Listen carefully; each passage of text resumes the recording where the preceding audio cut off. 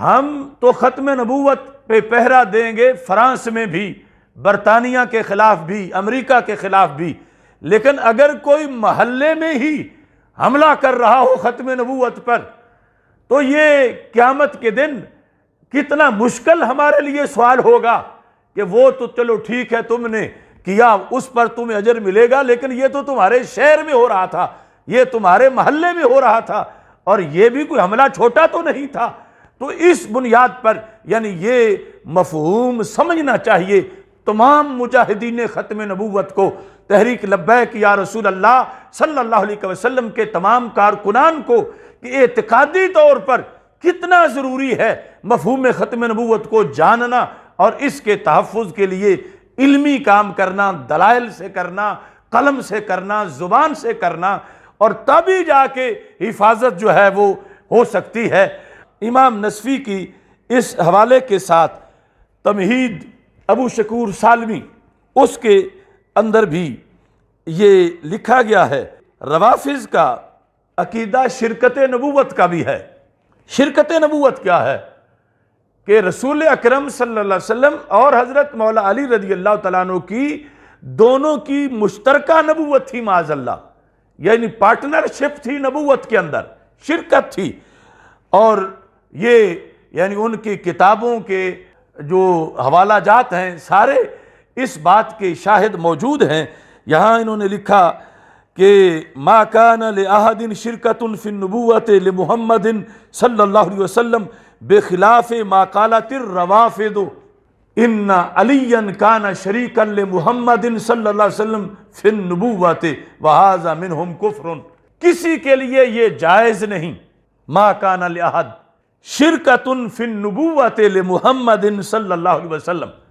یعنی کوئی کہے کہ معاذ اللہ میں علیحدہ تو نبوت کا دعویٰ نہیں کرتا، لیکن میری اور رسول پاک صلی اللہ علیہ وسلم کی مشترکہ ہے، اس طرح اگر کوئی کہے،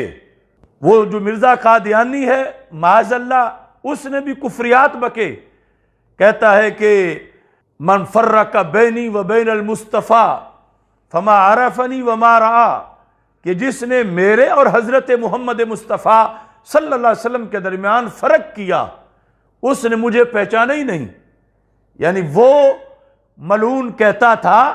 کہ اللہ کے رسول حضرت محمد مصطفیٰ صلی اللہ علیہ وسلم دنیا سے گئے تو پھر میری شکل میں ظاہر ہو گئے، معاذ اللہ، نقل کفر نباشد، یعنی سرکار وہ کہتا تھا میں ہی محمد ہوں، میں ہی مصطفیٰ ہوں،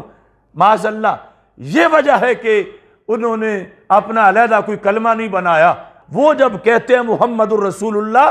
تو ہمارے بھولے بھالے تو کہیں گے کہ دیکھو وہ تو ہمارے نبی علیہ السلام کی کلمہ پڑھ رہے ہیں، وہ کوئی مرزا کا تو نہیں پڑھ رہے، اور ادھر وہ شیطان لفظ محمد بول کے مراد کانا مرزا لے رہے ہیں، اور حد درجے کی گستاخی کر رہے ہیں، اور حد درجے کا غصب کر رہے ہیں۔ یعنی ایک عام ادنا سی کسی کی کمپنی ہو اور اس کا ٹریڈ مارک دوسرا استعمال کرے تو امریکہ بھی اس کو جرم قرار دیتا ہے، اور کلمہ ہمارا ہو اور استعمال قادیانی کرے، اور امریکہ بیٹھ کے کہتا ہے وہاں پارلیمنٹ میں کہ پاکستان میں اقلیات کو تحفظ نہیں دیا جا رہا، ان پہ ظلم ہو رہا ہے۔ یعنی ادھر اپنے ٹریڈ مارک پر بھی پہرا ہے کہ اس کی حفاظت کی جائے، اور ادھر ہمارے کلمے کے لحاظ سے بھی حق دینا چاہتا ہے امریکہ کہ جو چاہے مسلمانوں کے کلمے کو استعمال کر لے، اور اپنے کسی دجال کے اوپر معاذ اللہ ثم معاذ اللہ مسلمانوں کے رسول علیہ السلام کا نام بول کے وہ کلمہ پڑھتا رہے۔ یعنی کس قدر ظلم اور زیادتی ہے۔ تو اس کا بھی فتنہ اس کے ساتھ یعنی ملتا جلتا تھا کہ وہ